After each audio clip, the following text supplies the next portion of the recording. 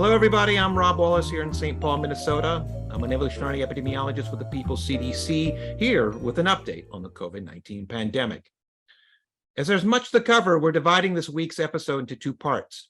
In the first part, we cover the state of global COVID and the state of U.S. COVID, including the latest in long COVID, as well as David Leonhardt's New York Times declaration that the pandemic is over. In the second part, we'll contrast the political class's abandonment of the American people in COVID while repeatedly protecting itself from the virus, one event it holds to another. To begin, we stopped reporting the overall WHO trends in global COVID cases and deaths because so many countries were reporting impossible 0 cases. If we retain the global hotspots shown here, it was because some countries were still reporting in. Now that appears increasingly no longer the case. More countries were reporting in a month ago, with some still notable outbreaks, including France, South Korea, and New Zealand, enough to prompt us to mark data soundness at yellow. No longer. Now many of these, see France and Germany here, are reporting 0 cases, not just per million people, just 0 cases. So it isn't that the pandemic isn't in decline, it may very well be, but the data here are also now junk. We do see from the Economist data set of the 7-day average of excess deaths per 100,000, a flattening out toward pre-pandemic levels. No countries reporting July 19th showed excess deaths beyond half a person per 100,000 population. That indeed converges upon the notion of a lesser COVID pandemic. On the other hand, The Economist also reports that excess deaths remain 5 to 10% above pre-pandemic levels, even as reported COVID caseloads have bottomed out and total mortality measures are scant beyond the global north, making this estimate less precise over time. Indeed, we've seen rebounds the order of the day at multiple spatial and temporal scales. We see from these percent changes in caseloads the past couple of weeks, rebounds there in the warm colors are still scattered across the globe. Guatemala, Jamaica, Cote d'Ivoire, Afghanistan, and South Korea. So even off a lower floor, rebounds are still in play. That's an important enough point as to get us to set validity and soundness in yellow. In the meantime, much of the world is at best vaccinated for variants no longer circulating. We see uneven campaigns in booster vaccination across the world. On the one hand, Peru, Uruguay, Argentina, Cuba, Belgium, Italy, Finland, and Japan show top-tier booster campaigns, with 80 or more booster shots administered per 100 population. In contrast, we see near nothing in Russia, India, and Pakistan, those even reporting in from Africa, as well as mediocre campaigns in Central America, Spain, and Eastern Europe. This map seems like it hasn't changed much. With fewer countries reporting in, these campaigns appear largely to have ground to a halt. Indeed, the CDC reports the US stuck at 17% of its eligible population 5 years and older with an updated booster dose. We can see from this time series a combination of some countries no longer reporting in, but almost a universal tailing off of new vaccinations since the spring of 2022. Meanwhile, the mediocre vaccination campaigns, hand in hand with a rollback in the non-pharmaceutical campaigns that successful vaccination depends on, have been taking place alongside the continuing emergence of multiple Omicron subvariants now circulating across large expanses of the world. XBB 1.5 is largely replaced by other XBB, or especially Australia, new recombinants. We'll see later that the US proportions here, especially all that XBB 1.5, appears out of date. Here are a few other countries beyond the US and Europe. Given a set number of samples, Brazil is reporting only XBB 1.5. Ecuador is reporting almost all XBB 1.5 with a few XBB and XBB 1.16. The Dominican Republic is also reporting almost all XBB 1.5, but also a few stray BA2, XBB 1.16, and XBB. Thailand and Malaysia are hosting a more even split between XBB 1.5 and XBB 1.16, with a few XBB and BA 2.75. XBB 1.5 leads in South Korea, but XBB 1.16 and other XBB are also well represented. China has a lot of XBBs, but especially many of the newer sublineages that had to be renamed because of all the new division numbers added on. So lots of FU.1, EG 5.1, FL 2.3, FL4, FY3, GF1, and so on. Here's Japan with lots of sublineages in Tokyo alone. including BF 7.15, EG1, FY 1.1, FL 1.5, FL 1.14, FL.2, FL.35, FL 0.7, and XBBs 1, 1.5, 1.5.5, 1.16, 1.6.1, 1.6.7, 1.91, 2.3, and 2.3.2, among others, all within Tokyo. I know that's an international city, but that's a lot of sublineages circulating in one place that actually made the attempt to actually find out the diversity of variants circulating within its city walls. Here's the global diversity of sequences the past 20 days as of July 16th. XBB 1.5 in light blue has finally lost a global lead to XBB 1.16 in purple, with both leaning on a sampling bias toward high-income countries. But we see many, many subvariants and sublineages in play, including many XBBs like EG 5.1 in brown, now also here in the US, and EG.1 in red, among others. That the world is still hosting such a large zoo of variants makes this map green in both validity and soundness, even if not every single lineage has been sequenced everywhere it really exists. In the face of the declines in country reports, one could use the molecular clock and the accumulation in genetic variation month to month to estimate the total number of infections worldwide. That's a phylodynamics the People's CDC is looking into. But such analyses are not easy to do from scratch, and the People's CDC is not a $12 billion a year federal agency like the CDC. And this zoo is exploring a wide evolutionary space in which to experiment with attaching to the ACE2 receptor to enter the human cell as modeled on the horizontal axis, and in evading the human immune response on the vertical axis. Both axes are standardized relative to BA2 scores.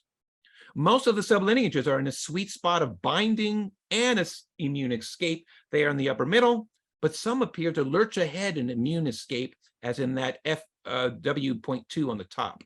Whether that leads that sublineages to spread across the globe is another question. But the point is that this is evolution in motion. All these strains are experimenting with how to evade our immunity and enter our cells. So the pandemic is still very much in play. Just assuming that all will or must turn out for the better, I am unwilling to believe otherwise, is an example of what's called the invincible ignorance fallacy. And we don't want to fall for that. The game of immune cat and virus mouse extends far beyond initial acute infections. It was reported in January, an estimated 65 million people worldwide are suffering long COVID. A new study out of Korea tracked 150 long COVID patients over 2 years. We see here the distribution of 45 persistent symptoms or signs at 6, 12, and 24 months after their acute COVID infection. The team summarizes the data in no bones about it fashion. Quote, although long COVID usually improves over time, neuropsychiatric symptoms, they are in the yellow at the top, can persist for up to 24 months after an acute infection and occur more frequently than other symptoms. Patients with mild COVID-19 disease, who account for the majority of patients with COVID-19, may continue to have a poor quality of life. In addition, the occurrence of long COVID does not appear to be significantly affected by COVID-19 vaccination or the number of vaccinations received, end quote. Now, I'm going to add here that even for the symptoms of lesser prevalence down there in blue, the large numbers of those entering long COVID mean a small proportion is still a large number affected. With an estimated 65 million people with long COVID, 5.3% with arrhythmia, means nearly 3.5 million people are still having problems with their heart rhythm 2 years post-infection, notwithstanding the many more who died from heart damage post-infection. Now, some of this cat and mouse may have a genetic context. The first COVID-specific genome-wide association study of nearly 6,500 people across 16 countries found a sequence near a gene called FOXP4 to be so associated with long COVID. FOXP4 is involved in tissue and cell type specific gene transcription during both development and adulthood, and is active in the lungs and in some immune cells. The variant linked to long COVID is also already associated with higher expression of FOXP4 in lung cells. Previous work also found several other immune genes associated with long COVID. Now, across all four diagrams here, we see the triangle showing this new FOXP4 proximate factor. The color in the top diagram shows the sample sizes of the 6,500 long COVID patients, statistically associated with long COVID. The second diagram shows the statistical significance of the various associations in the FOXP4 region, including the new factor identified. And the third diagram shows the ancestral associations, African, admixed American, East Asian, and European, as well as the linked genetic association with factor each factor has with a newly identified factor. That is, how likely you have one gene when you have the other. The problem is, and we should add, is that there are multiple long COVID syndromes, and no single gene would likely contribute to them all. But such work could, one, help clarify the mechanisms by which an acute infection turns long-term, and two, alert potential long COVID patients of their vulnerability. Other vulnerabilities are social in origin, including multiple exposures and underlying conditions brought about by poverty and occupational exploitation. An Italian team reviewed one form of deep long COVID damage. The research the team reviewed showed long COVID converging in some of the pathogenic and clinical features of non-motor Parkinson's disease, or PD. So even when you're very young and you get long COVID, you may have symptoms that look a lot like Parkinson's. Now, it's still unclear whether one disease helps cause the other. However, we know both COVID-19 and early PD share clinical impacts through the olfactory bulb in the brain and gastrointestinal tract, resulting in some of the same symptoms, including hyposmia, or the loss of smell, and constipation. Both kinds of patients suffer cognitive decline, up to 5% in COVID patients, compared to up to 45% in Parkinson's patients. Many cases report hypokinetic extrapyramidal syndrome in both. That's a speech disorder characterized by rapid utterances, slurring of words, and a decrescendo volume at the end of sentences. Now, adults aren't the only ones systematically affected by COVID. Another new Italian review, this one of 21 studies, shows that SARS-2 in children can spread across children's organ systems and persist there for weeks to months. Not only in children who have died of COVID, but in pediatric patients diagnosed with multisystem inflammatory syndrome, as well as long COVID and intussusception, in which one part of the intestine slides into another. Such impacts were not only in children, but found also in neonates and stillborns. So in this list here, the team reports clinical outcomes for one Thai 5-year-old who died, showing SARS-2 particles detected in the heart, kidney, and intestine. In a Brazilian 11-year-old who died, viral particles were found in the nasopharyngeal swab and in cardiac and pulmonary tissues, and so on and so forth for the other patients listed here. Look, new treatments for long COVID symptoms are in the works. Many, however, only in the initial phases of development. The best way to treat long COVID is prevention. Avoid getting infected in the first place or reinfected. Previous work has shown that though the more people get reinfected, the more likely they'll enter long COVID. So prevention is the way to go. Now, turning to the US, the Walgreens COVID-19 Index of National Test Positivity covers both rapid tests and PCR. As of July 14th, we see positivity back up beyond a third of all tests Walgreens processes. Although the number of tests conducted is much lower than a few months ago, and those state public health departments still reporting in are showing much lower positivities, more like 5%. So that's prompted us to reduce the soundness of this graph here down to yellow. But we still see get a sense of the relative changes in positivity over time, and COVID is clearly still in the mix. Part of the high positivity rate here may be people with clear symptoms going in to confirm their infection in a way that asymptomatics have largely been detracted from doing so by US public health policy. Now, with the end of the declared emergency, counties and states are no longer obligated to reporting caseloads and deaths. A decline in reporting that was already in motion, hand in glove with decreased laboratory testing, increased home testing, changes in reporting practices, and more asymptomatic infections. Instead, the CDC replaced the almost always all green map of community levels, saying that all is clear, with nearly all green map, a percentage of provisional deaths due to COVID. And we no longer have access to the raw numbers, although we could roughly infer them by calculating the average total deaths per week for 2023 for each state, and then multiplying that by the averages on this map, even as these are likely underestimates with long COVID left out. But we see here Puerto Rico with more than 6% of the deaths this past week from COVID. The CDC reports the latest round of excess deaths associated with COVID during the pandemic in blue, and those associated with non-COVID causes in yellow, above the expected average deaths based on the 6 years before the pandemic in orange. And the CDC hasn't updated this measure since June 17th. So we're going to keep an eye on it for any additional updates. The last excess death count shown here above the threshold in the red pluses for both COVID, for COVID in excess there in blue, and for non-COVID cases. The last time that came in excess was January 21st. And the thing is that these are the kind of data that set New York Times COVID minimizer columnist David Leonhardt celebrating the ends of both US and global COVID. Quote, after 3 horrific years in which COVID has killed more than 1 million Americans and transformed parts of daily life, the virus has turned into an ordinary illness. Indeed, quote, the pandemic is finally over, end quote. Now, it begs whether Leonhardt's years-long COVID minimizing had anything to do with those 3 horrific years.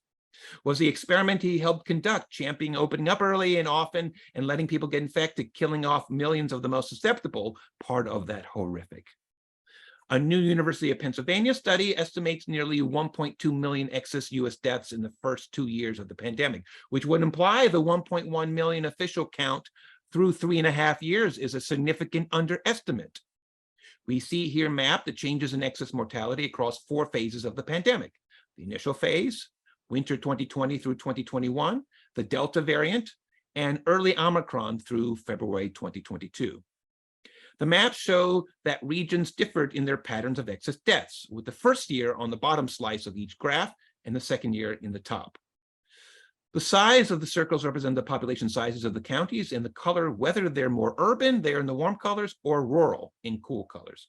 And we see here that for New England in the middle, Middle Atlantic upper right, and the Pacific middle right, the large cities were hit worse by excess deaths the first year, while in the second year, more rural counties were. On the other hand, the Southeast, lower left, and South Central, bottom center, saw more of a balance between urban and rural excess deaths from year to year. And we can see the states differed over time with, as we observed previously on COVID this week, many of the Democratic states hit in the first year under a Republican president, and many of the Republican states hit worse under a Democratic president, with each president's failure to act a political calculation that the worst of damage was in states that wouldn't vote for him. Now that's patriotism. Against the Korean long COVID study we just reviewed, showing COVID no ordinary illness, Leonhardt claims vaccination and natural infection and available Paxlovid, no longer to be paid for by the federal government upon running out, drove COVID death rates down. Data specialist Mike Honey plots out Australian COVID deaths through March 2023 and asks, where's this alleged hybrid immunity that Leonhardt and others claim kicks in?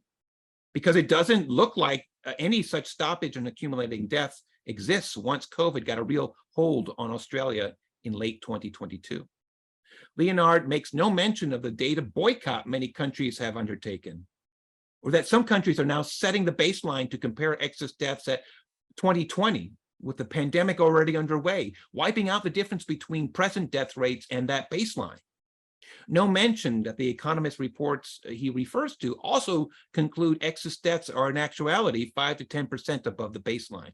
Still, Leonhardt makes the distinction between those who have died with COVID as opposed from COVID. Those who died with COVID just happened to be infected with the virus while dying from something else, he and others argue. But as we previously discussed here on COVID this week, actuaries have been making the opposite point, that many people are dying of long COVID symptoms many health departments aren't registering as caused by the virus. Infectious disease modeler J.P. Wayland is using wastewater data from BioBot and CDC seropositivity to project us up now to 280,000 new COVID infections in the US alone for the single day of July 20th. If these estimates are anywhere close to reality, both global and US data should now be rated junk, and the pandemic is hardly over, especially as we described, the virus has been given the public health green light to continue to explore its evolutionary possibilities. Epidemiologist Isaac Michaels is continuing to map community transmission CDC abandoned, at least for his home state, New York.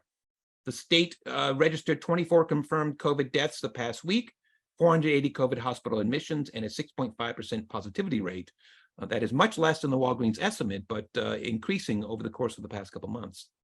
We see 25 counties supporting high or substantial transmission based on test positivities and caseloads, up 16 counties in the last month.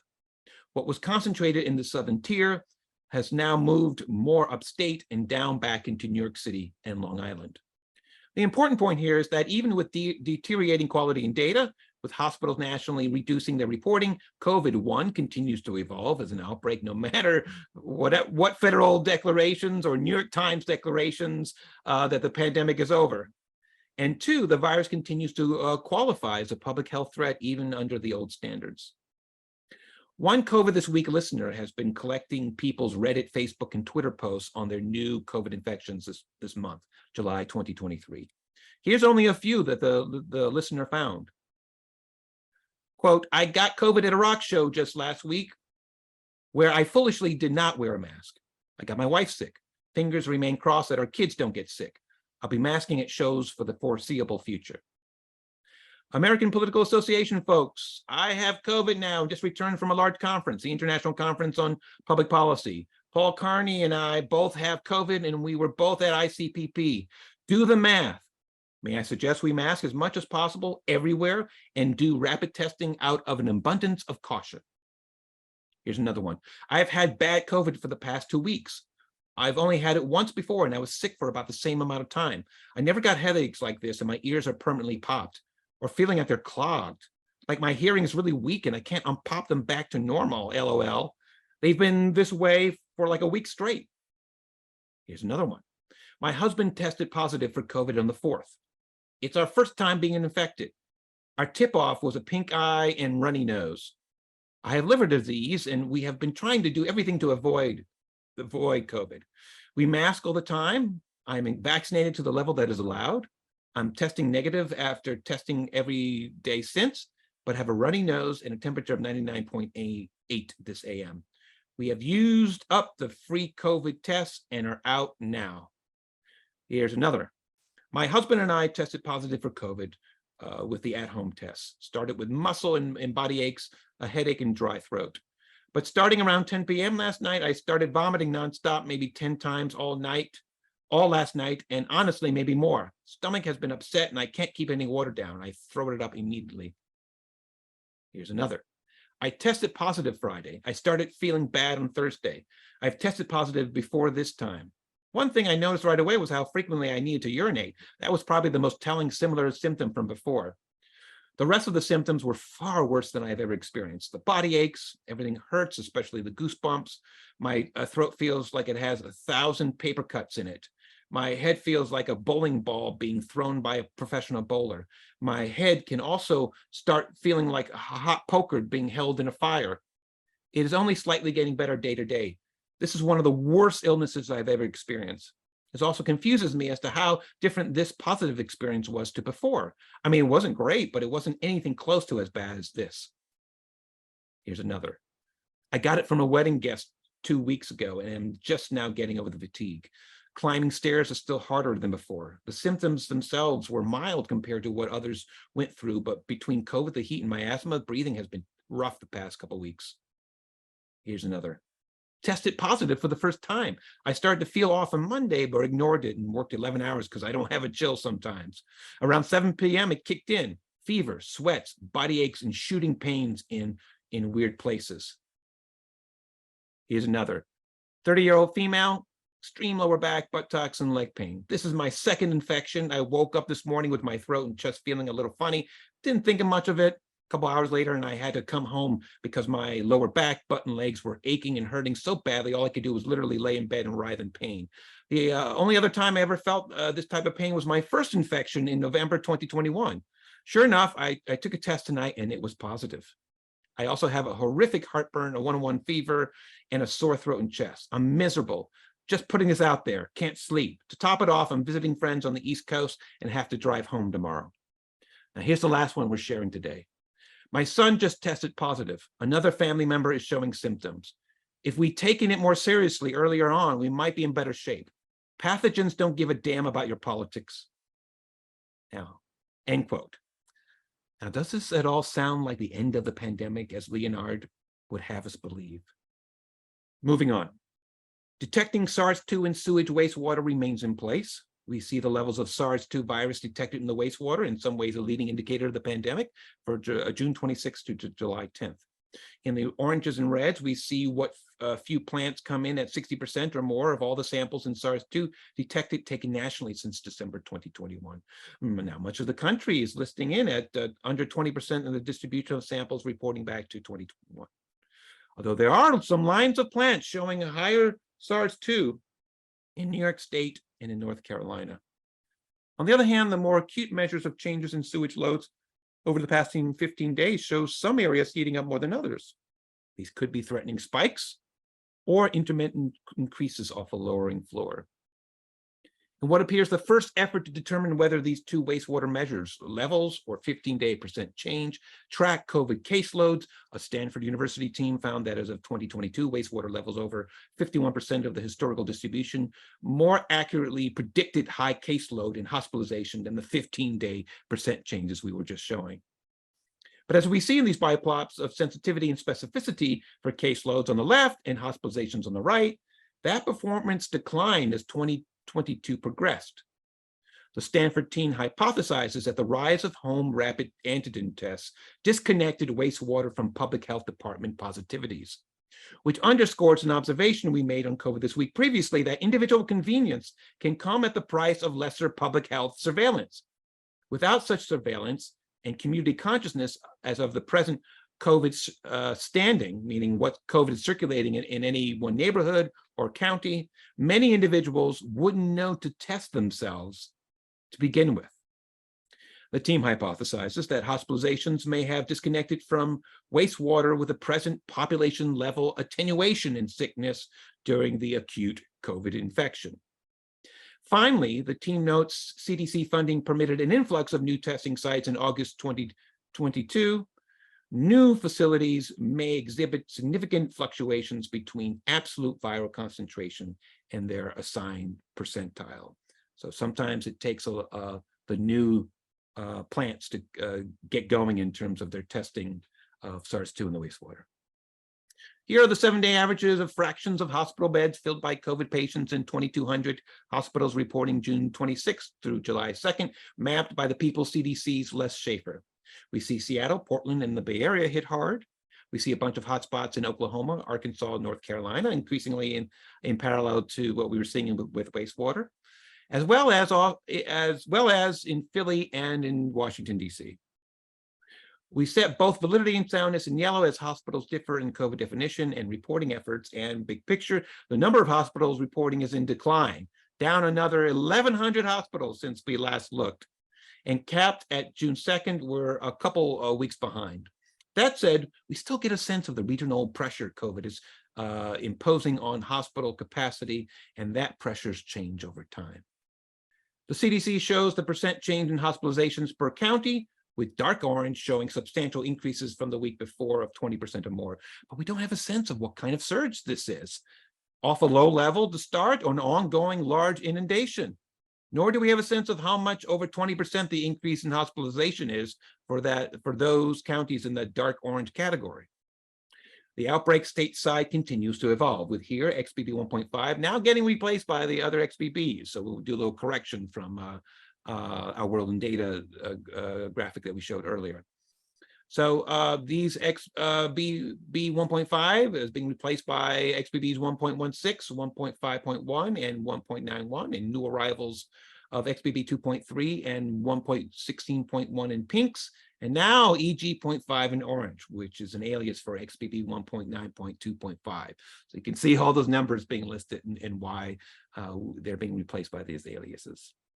So here's a 21-day trend of all the genetic sequences of detected sublineages in the US as of July 19th, including their geographic origins. As we just described, XBB 1.5 is getting replaced by other XBBs, particularly XBB 1.16 in red and EG 5.1 in gray. Big picture, there are all sorts of other subvariants and sublineages circulating in such a way as to offer possible candidates for the next dominant variant or to contribute to the next recombinant that accelerates beyond both vaccine and population immunity, as we discussed earlier. Hoping for the best is important, but we need to avoid that invincible ignorance fallacy.